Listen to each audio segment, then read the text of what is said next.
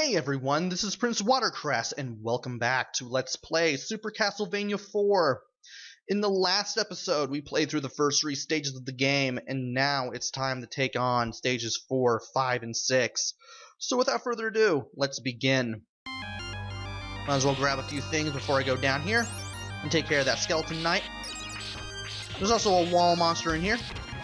Let's go take care of him and get those 5 hearts out of the wall. And then take care of the guy with the club upstairs ahead of time. So that way I can talk about these green platforms you're looking at.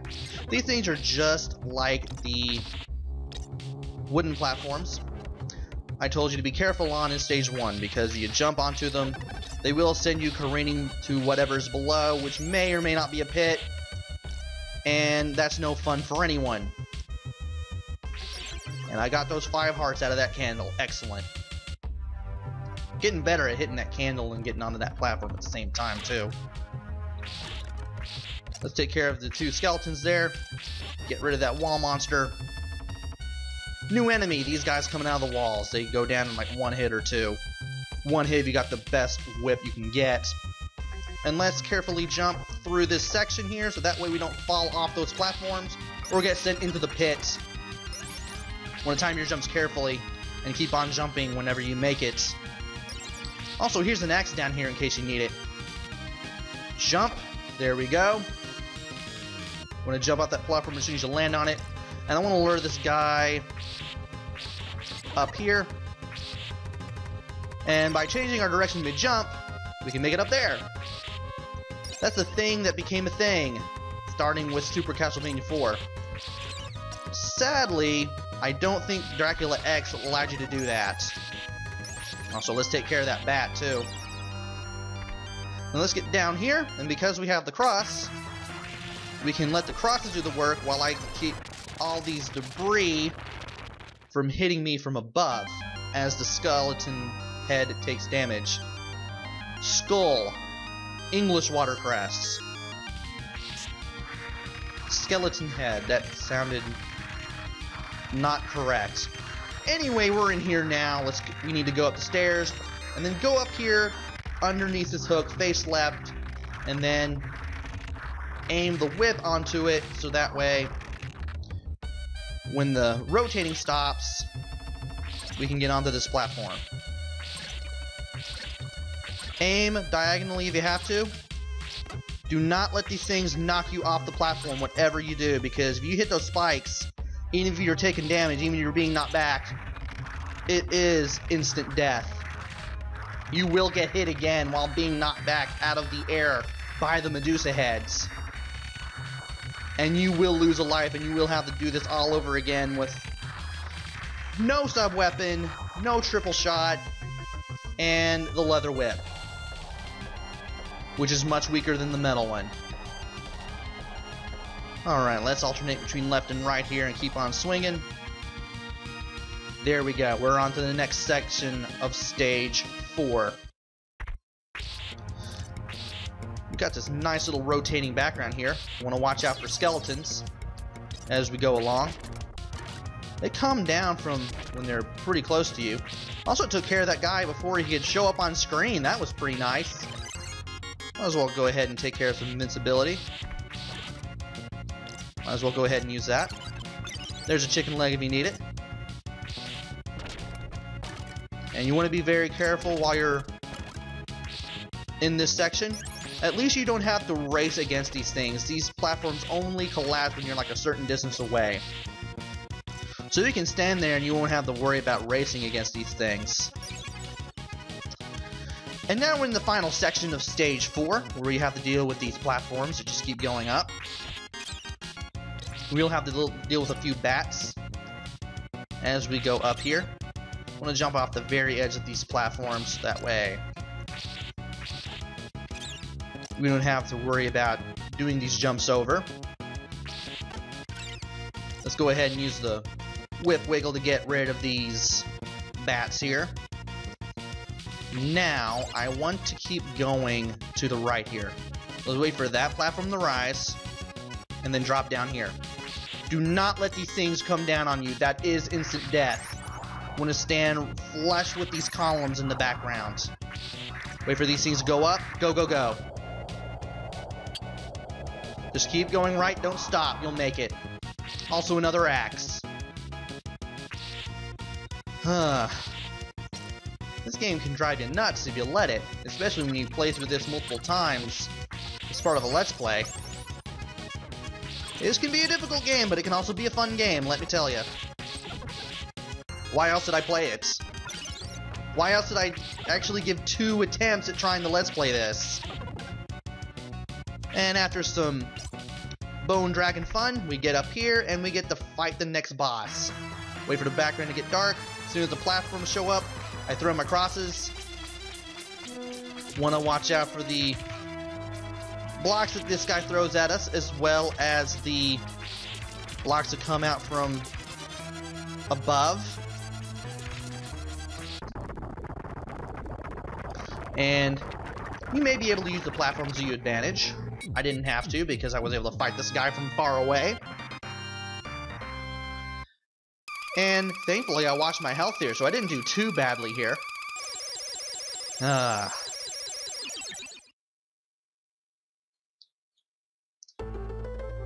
it's time for stage 5, where we have to get inside the castle. This one's a bit of a short one, as you can see. But we're still going to have to deal with a lot of enemies as we go up the hill here. Starting with these guys, the little falcons that drop these little fleamen like enemies. You want to take them down before they drop their fleamen, which are really some weird, bad-eared, bat-eyed demons, rather than the actual fleamen we know of from the first and third games. And maybe the second. I've never really played through all of the second. But you want to make sure you take out the birds before they drop their bombs, because those bombs jump around an awful lot. Thankfully, if that happens, you can use the whip wiggle to take care of them. Now, that's been pretty good luck so far. Why did you respawn? There we go.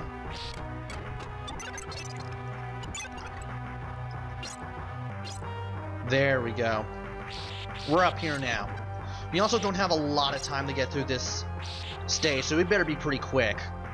Also, there are 2 candles here. The lower one gives you 5 hearts, and the upper one gives you a dagger. There's a dagger, in case you didn't believe me. Also, Wingnut makes his return here. Whatever you do, don't let him circle you. Go ahead and use the Crucifix Pendant to get rid of that falcon. And now we got the whip skeletons.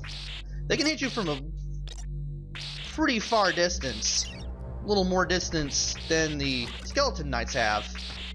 Speaking of a skeleton knight, here's one there. There are a few more bats, but this is a pretty short one. This is a pretty short stage. 2, and you want to be careful here because there is a bat that will come your way on the 3rd candle you see up the stairs, which contains some chicken, contains a chicken leg. And from here on out, just grab hearts and money. Hearts you're obviously not going to be using because, well, once you go past this door, you're in stage 6. Different map, different music. I kind of like the first overworld music better, but what can you do? We are now making our way through this castle, so we still got some work ahead of us. Starting with stage 6. And these dogs, which will come back to life if you let them stay there long enough. You also got these guys in yellow who come out in endless droves for as long as you don't keep moving.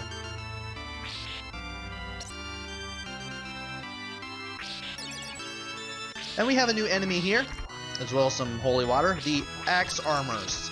These guys take 4 hits to kill. That one gave me an extra life, that one in particular there.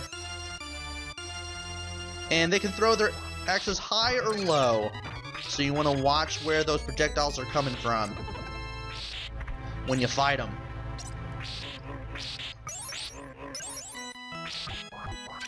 And did pretty well right there, I have to admit. You can hit the axes out of the air, it doesn't give you any points, but it may help you out. Now it's time to get up here and deal with the swinging chandeliers. And I love how the game almost has you walking straight off the edge into the pit right there when you come in. That's not very nice, game. Also, when you're on these things, you want to take advantage of the fact that you can change your direction mid-jump. And you also want to jump on the platforms of these little Mode 7 chandeliers when they're coming towards you. That way, you don't have much of a distance to clear because these things are moving towards you. You want to be very careful on these platforms. If you have to adjust your position, do it very minutely.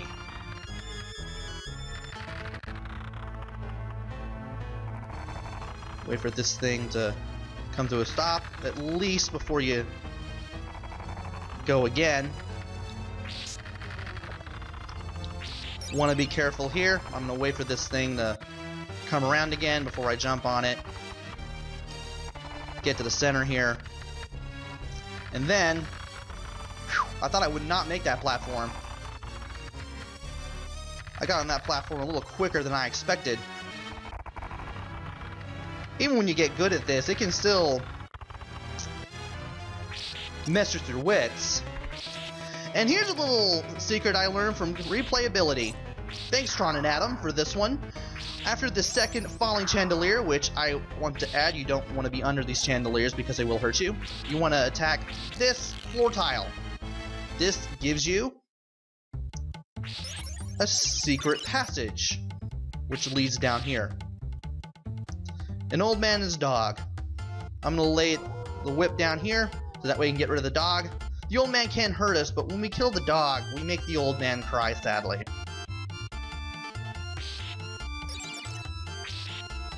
Now if you go down here, you can get any of the sub-items, the sub-weapons that you want. You can get the cross, the holy water, the axe, or the dagger. For some reason, you can't get the stopwatch around here for some reason. Don't know why that is. And if you go up top, you can get a rump roast as well as some hearts and money. Also, once you go back up the stairs, you can't come back down here. You can only go into this area once. Also, there's nothing hidden in the walls. And when you come out of this room, you'll be back to where you first entered. There just won't be any stairs anymore, and you can't go back down there again.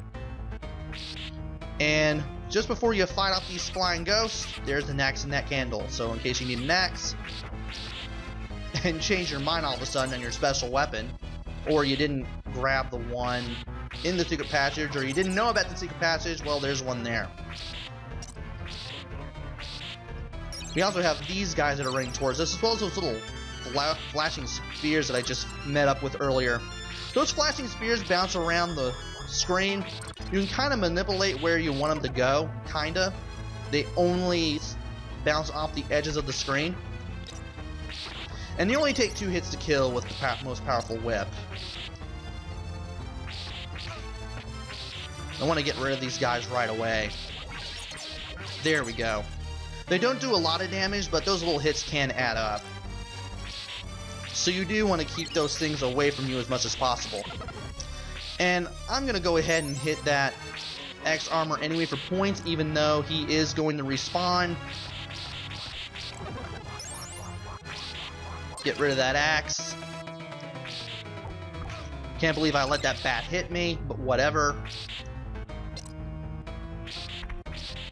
And that axe armor should be back up there when I get over here. There we go. And these teleporting guys, they do teleport out when they run past you, and then they do reappear again. And you want to jump quickly off those 2 platforms because the undersides are spiky. And if you miss it, you're going to have to go all the way back to the left and deal with that axe armor again. And since I have the cross, I can take care of that skeleton from a distance, which is really nice. And now we got some spike pits we're going to have to cross over. And these blocks do break under your weight, so you want to be very careful. And I'm glad I hit that guy on the way down. As for these coffins, just jump straight over them, and they won't chase after you. You can take them down with your sub-weapons or your whip, but do you really want to deal with them chasing after you at all? I don't. And I want to think there's something over here, but there isn't. Oh well. Might as well go ahead and grab some money here. And if you have the cross in this next section, you can just drop down, just duck down here and take care of the skeletons that way. We also get to meet the red skeletons for the first time. After 2 hits, they crumble, but they come back up. They pull themselves back together again. It takes another hit from the whip or from a sub-weapon to cause them to fall down again, but you can never really truly get rid of them. Also, there's nothing hidden in those walls, so don't even try. And thankfully, you can walk backwards on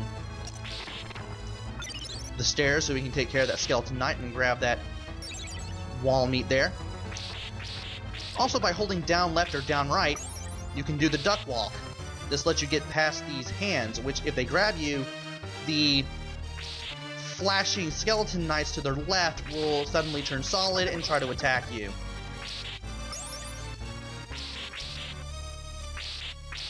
Also, apparently you can't attack the hands. Oh well.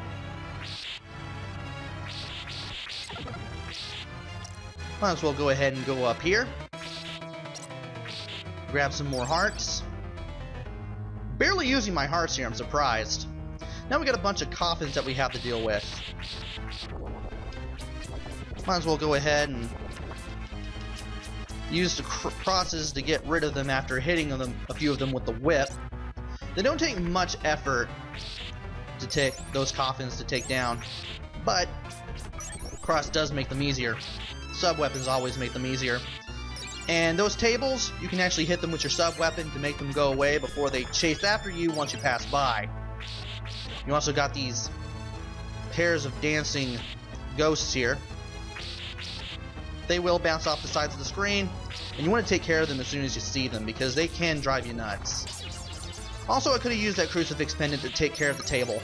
Oh well. Want to keep an eye on the screen because they lunge at you if you get too close.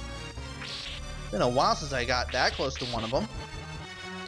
And there's one last set of ghosts that we have to take down. Sometimes that one catches me out. And if you break the wall here, you can get a 1-up. You'll need it for what you're going to do. Up here, the last segment of the 6th stage. Let's grab a chicken leg and take on Fred Astaire and Paula Abdul. Definitely do not want these guys to touch you. I knew the cross was going to make them really easy to deal with, especially with the triple shot, but man. They do throw swords at you if you leave them on screen long enough. But as long as you keep moving and you can do as much damage as possible, especially with the cross, you should be able to take them down in no time. And yes, those are their actual names, Fred Astaire and Paula Abdul. And now we are on stage 7, which we're going to leave for the next video. So join me next time. We're on to take on stages 7, 8, and 9. So until then, this is Prince Watercress. Take care, stay safe, and thanks for watching!